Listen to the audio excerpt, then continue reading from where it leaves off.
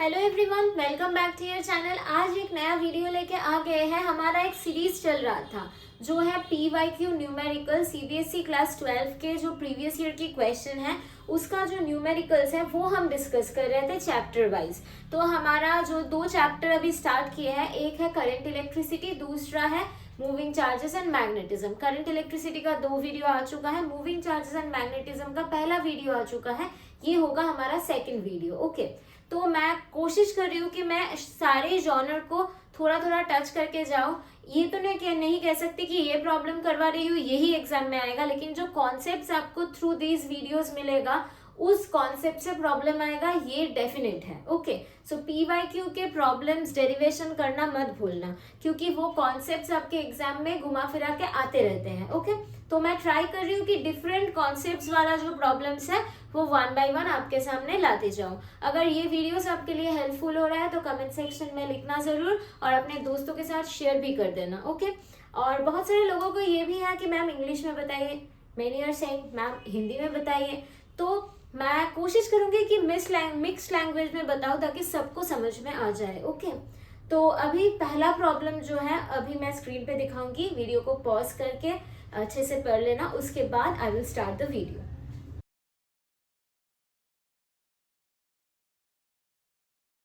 Video में ये problem देख चुकी हूँ, डायग्राम मैं ड्रॉ कर चुकी हूँ। ये जो एक करंट कैरिंग लूप है और ये एक करंट कैरिंग वायर है, आपको निकालना है कि ये लूप कितना फोर्स एक्सपीरियंस कर रहा है due to this current carrying wire. You have to calculate the force experienced by this current carrying loop due to this current carrying wire. Okay, or as force is a vector quantity, not only the magnitude of the force, you have to calculate the direction of the force also.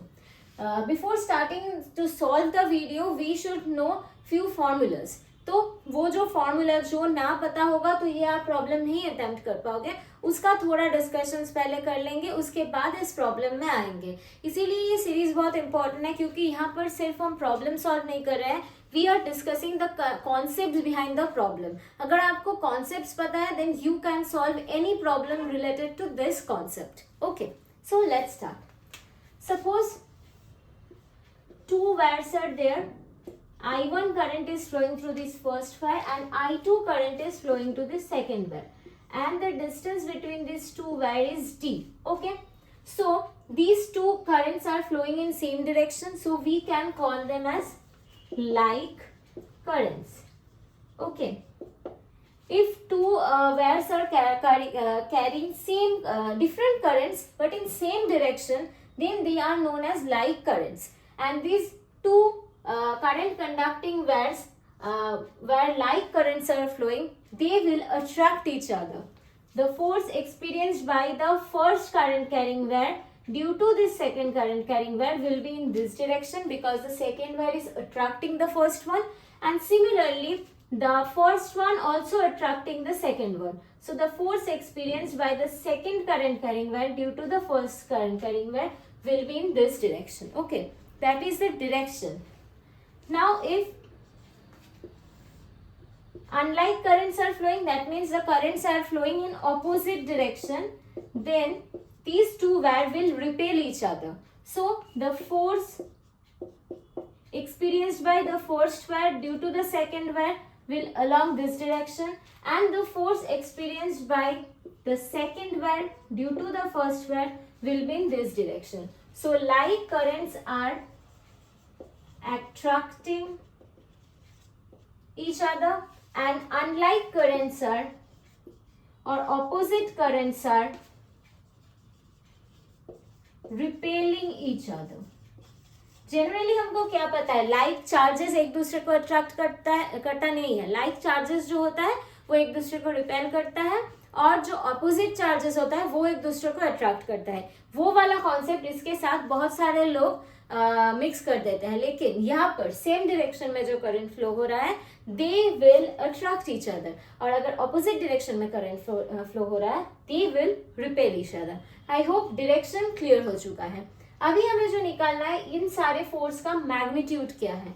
इन वाले force का magnitude होगा mu not I1 I2 divided by 2 pi d।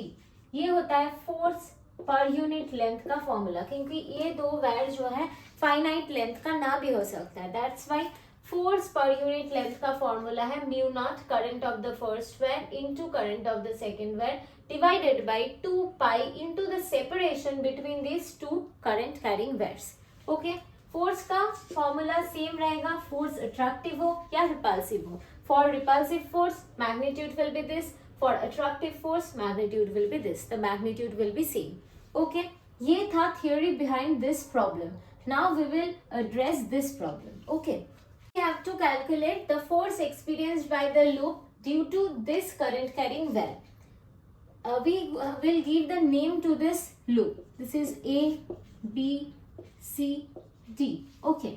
At first we will calculate the force experienced by this CD wire due to this current carrying wire. Okay. The direction of the current flowing through this wire is this, and the direction flowing through this wire DC is this.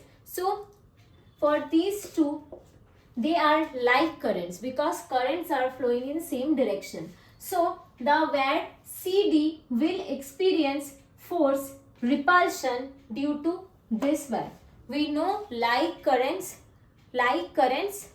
attract each other, not repulsion. Repulsion कब होता है? जब charge की बात होती है तब like charge repel करते हैं। यहाँ पर करंट्स की बात हो रहे हैं और like currents attract each other. So this CD will experience attraction towards this. So the direction of the force will be like this. Okay. Force CD. Okay. Now for this one, AB. The direction of the current for AB is along this, but for this where it is along right.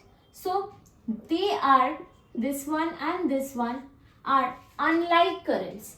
Unlike currents repel each other. Okay, so this AB wire will face a repulsion force due to this one. So the direction of the force will be like this. Okay, now for this AD and CB. See, the length of AD and CB is same, and the effective distance of this AD wire and CD wire from this first wire is same. ये जो effective distance है AD का और CB का ये wire से वो भी सेम है, और AD से जितना करंट जा रहा है CB से भी उतना ही करंट जा रहा है।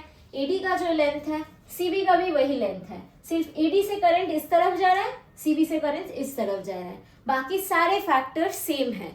सो AD पे जितना फोर्स लगेगा CB पे भी उतना ही फोर्स लगेगा, लेकिन AD पे जो फोर्स लगेगा उसका जो डायरेक्शन होगा और CB पे जो फोर्स लगेगा उसका जो डायरेक्शन होगा वो दो ऑपोजिट होगा, बट मैग्नीट्यूड इक्वल होना है। मैग्नीट्यूड क्यों इक्वल होना है? इसका लेंथ सेम है, इसका effective distance from this above wire वो भी सेम है, करंट भी सेम फ्लो कर रहा है। सो मैग्नीट्यूड सेम होगा, लेकिन करंट फ्लो का डायरेक्शन ऑपोजिट है, तो AD पे भी जितना फोर्स लगेगा CB से उसका ऑपोजिट फोर्स लगेगा। So the effect of due force on AD and force on CB will cancel each other. So ये दो हमें कैलकुलेट नहीं करना है, they will cancel each other. हमें सिर्फ FCD और FAB निकालना है and they are opposite in direction, right? So पहले FCD निकालते हैं। So FCD का वैल्यू कितना होगा? FCD पर यूनिट लेंथ, इसका वैल्यू हमारे लिए क्या होगा? म्यू नॉट I1 का वैल्यू है 2 एम्पियर, I2 का वैल्यू है 1 ampere, divided by 2 pi into the separation between these two, that is 10 centimetre, और 10 सेंटीमीटर को हमें मीटर पे कन्वर्ट करना है। 10 centimetre is equals to 10 into 10 to the power -2 metre, right? So हमें मिलता है 10 divided by 100, so 1 divided by 10 that is 0.1 metre. So यहाँ पर हम 0.1 मीटर लिखेंगे, तो यहाँ से वैल्यू हमें आ रहा है mu not divided by 0.1 pi. Okay, अभी फोर्स ऑन AB पर यूनिट लेंथ कितना आएगा?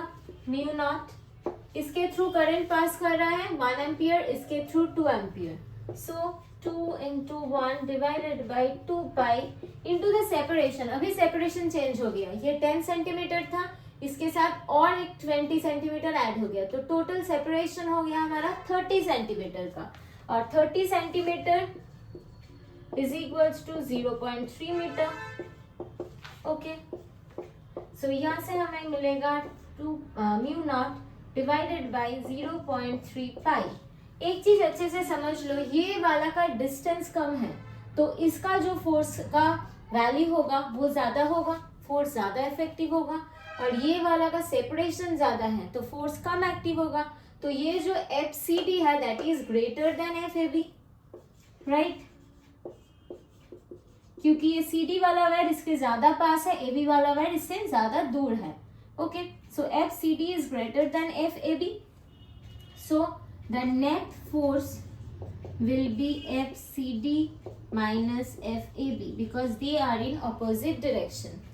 तो FCD के जगह पर हम लिखेंगे mu not divided by 0.1 pi minus mu not divided by 0.3 pi.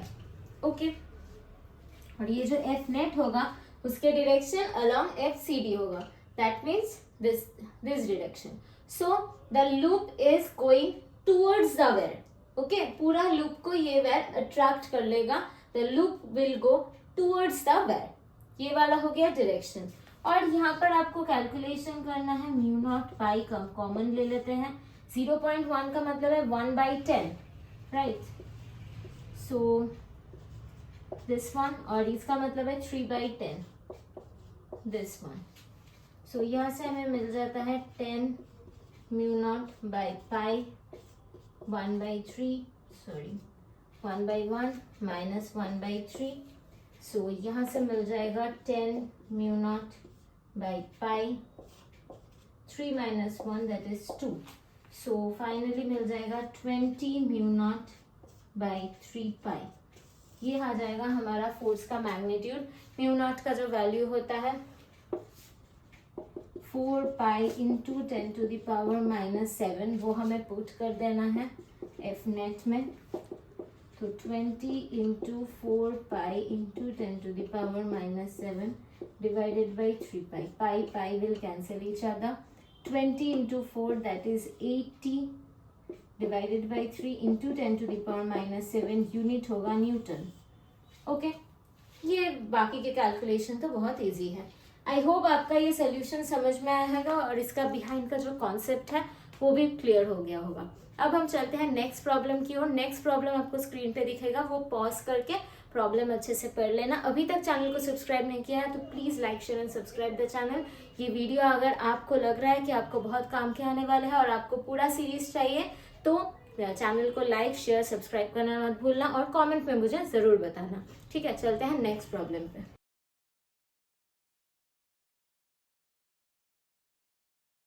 Second problem, यहाँ पर दो लूप दिए गए हैं. Two loops are there, they are perpendicular loops but their center is common. Okay, these two loops are perpendicular each other. One is present in this plane and another is present in this plane, but they have common center O. Okay, the current flowing through this loop P is capital I and the current flowing through this loop Q is √3 capital I. We have to calculate the magnetic field at the center of these two loops. They have same center, that means these two loops have a common center. So what is the magnetic field at this common center? The magnitude of the magnetic field and the direction of the magnetic field we have to calculate due to these two loops. So before starting the video we should know this formula, that due to a current carrying loop the magnetic field generated at the center of the loop is equals to mu naught Ni by 2R, where mu naught is a constant, N is the number of turns, I is the current flowing through the coil and R is the radius of the coil. Okay, and another thing, this is the magnitude, this is the magnitude, but we have to know this is the magnitude of magnetic field generated at the center of the coil, current carrying coil. Okay, center का value है ये. लेकिन ये तो सिर्फ magnitude हुआ, magnetic field जो है वेक्टर क्वांटिटी है तो उसका डायरेक्शन भी होगा। डायरेक्शन हम कैसे निकालेंगे? सपोज एक करंट कैरिंग वायर ऐसा है जहां से ऐसे करंट फ्लो कर रहा है, तो हमारा जो राइट हैंड है उसको along the direction of the current हमें मूव कराना है। हमारा जो राइट हैंड का बाकी थंब को छोड़ के बाकी जो सारे फिंगर्स है उसको along the direction of the current हमें रोटेट करना है। कर रहे हैं रोटेट, तब हमारा थंब किस डायरेक्शन पे जा रहा है? Outward the board, so the direction of the magnetic field at the centre will be outward. Okay, similarly अगर करंट ऐसा फ्लो कर रहा है तो हमें हमारा जो फिंगर्स है राइट हैंड के उसको ऐसे रोटेट करना है। सो थंब किस तरफ जा रहा है? Inside the board, so the magnetic field will be like this, inside the board, inside the board, or you can say inward. Okay, if the magnetic field is present like this, if the coil is present like this, so this is the direction of the flowing of the current, right? So the magnetic field will be upward. Okay, if current is flowing like this, okay, so now the current is flowing like this, this is the current, so the magnetic field will be downward. I hope these are clear to you. So magnetic field का centre में value ये होगा, लेकिन direction हमें right hand से निकालना है। अभी हम इस प्रॉब्लम पे डिस्कस करेंगे। हम सारे प्रॉब्लम करवाते वक्त उसका रिलेटेड थ्योरी भी डिस्कस कर रहे हैं, वो पार्ट को आप इग्नोर मत करना, क्योंकि यही प्रॉब्लम कर रहे हो यही प्रॉब्लम आएगा ऐसा होगा नहीं। लेकिन ये जो कॉन्सेप्ट डिस्कस हो रहा है PYQ का, वो कॉन्सेप्ट रिपीट्स होने ही होने हैं। सो कॉन्सेप्ट स्किप मत कर जाना। ओके, अभी प्रॉब्लम पे जाए। तो ये जो फर्स्ट लूप है P, इससे करंट किस तरफ फ्लो कर रहा है? ये वाला करंट जो ये सरफेस पे है और करंट फ्लो कर रहा है इस डायरेक्शन पे। देखो करंट फ्लो कर रहा है इस डायरेक्शन पे। अपने कॉपी में इसको ड्रॉ करो और कॉपी में ऐसे करके अपना हाथ घुमा कर देखो किस डायरेक्शन पे जा रहा है। यहाँ पर जो करंट है वो फ्लो कर रहा है इस डायरेक्शन पे, राइट, P के लिए। तो उसके लिए जो मैग्नेटिक फील्ड होगा वो अपवर्ड होगा। तो हमारा जो magnetic field due to the P loop होगा वो अपवर्ड होगा। और ये जो सेकेंड लूप है इसका करंट फ्लो कर रहा है ऐसे। ओके, इसका करंट ऐसे फ्लो कर रहा है from downward to this way. So current ऐसे फ्लो करेगा तो मैग्नेटिक फील्ड इस डायरेक्शन पे होगा। ओके, अब दोनों वेक्टर का हमें मैग्नीट्यूड निकालना है। BP जो है इसका मैग्नीट्यूड होगा mu not, number of turns तो दोनों के ही 1 है, एक ही नंबर ऑफ टर्न्स है तो इनके जगह 1 लिखेंगे। I, P लूप के लिए करंट I है, divided by 2 into radius. Okay, इन दोनों का रेडियस जो है सेम रेडियस है, राइट, तो R mu not I by 2R। और BQ का जो मैग्नीट्यूड होगा वो होगा mu not, number of turns 1 है, करंट डिफरेंट है, root over 3I divided by 2R, because identical coils है, सेम ही रेडियस होना है। सो म्यू नॉट यहाँ पर 3, यहाँ पर I डिवाइडेड बाई 2R। अभी इन दोनों के बीच एंगल 90 डिग्री आ रहा है। These two magnetic fields are perpendicular to each other. तो हमें पता चलना चाहिए ये तो वेक्टर है, इसको हम डायरेक्ट ऐड और सब्सट्रैक्ट नहीं कर पाएंगे। आपको इन दोनों को वेक्टर अलजेब्रा का जो रूल है उसको यूज करके ऐड करना है। Magnetic fields are vector quantity, so to calculate the net magnetic field we have to apply vector algebra. In vector algebra, if two vectors are perpendicular to each other, suppose this is A vector and this is B vector and they are perpendicular each other, so the resultant vector, magnitude of the resultant vector will be root over A square plus B square plus 2AB cos 90। और हमें पता है cos 90 is equals to 1, so the formula will reduce to root over A square plus B square. So here the same formula will be applied because magnetic field is a vector quantity. So the net magnetic field का जो magnitude होगा that will be equals to BP square plus B Q square. Okay, यहाँ से मिलेगा हमें mu naught I by 2r इसका square plus root over 3 mu naught I divided by 2r इसका square. So B net is equals to mu naught I by 2r square, इसको common ले सकते हैं 1 प्लस रूट 3 का square मतलब 3 आ जाएगा। सो यहाँ से आ जाएगा mu naught I by 2r square into 4 को रूट करते हैं तो 2 आ जाता है, यहाँ पर square root cancel each other. So mu naught I by 2r 2 will cancel each other, mu naught I by r। ये आ गया हमारा magnitude of the net magnetic field. लेकिन अभी हमें डायरेक्शन भी निकालना है। सो हमारा नेट मैग्नेटिक फील्ड किस डायरेक्शन में होगा? अगर बी क्यू इस डायरेक्शन में है और बी पी इस डायरेक्शन में है तो हमें क्या करना है? पैरेललोग्राम को कंप्लीट करना है।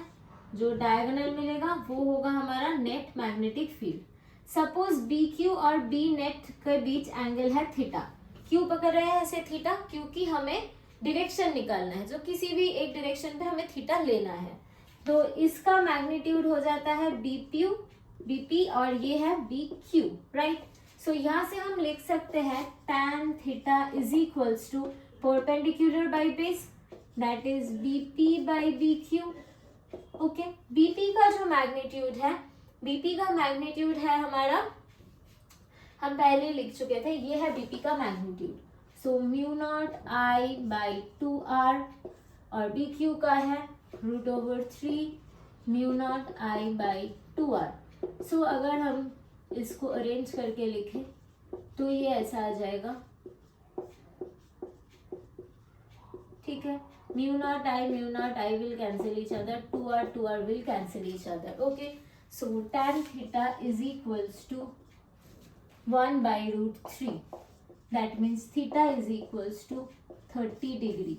सो एंगल अगर आपको बताना है कि नेट मैग्नेटिक फील्ड का एंगल क्या है, then you have to say the net magnetic field is making angle 30 degree with the plane of the loop P. Loop P का जो प्लेन है उसके साथ net magnetic field 30 degree angle बना रहा है। So the magnitude of the magnetic field is mu naught I by r and the net magnetic field is making angle 30 degree with the plane of the loop P. This is the proper answer. I hope आपको सारी चीज ठीक से समझ में आ गया है। अगर कुछ भी डाउट हो तो कमेंट सेक्शन में लिखना, और लिखना मत भूलना कि आपको किस तरह की प्रॉब्लम्स चाहिए। कोई भी सजेशन हो कमेंट सेक्शन में ज़रूर लिखना। और चैनल को अभी तक सब्सक्राइब नहीं किया है तो अभी सब्सक्राइब कर दो और दोस्तों के साथ शेयर भी कर दो, ताकि हमें मोटिवेशन मिले पूरा सीरीज़ को कंप्लीट करने में। ओके, और आप कहाँ से दिख रहे हो ये अगर हो सके तो कमेंट सेक्शन में ज़रूर लिखना। Thank you everyone for watching the video. मिलते हैं अगले वीडियो पे।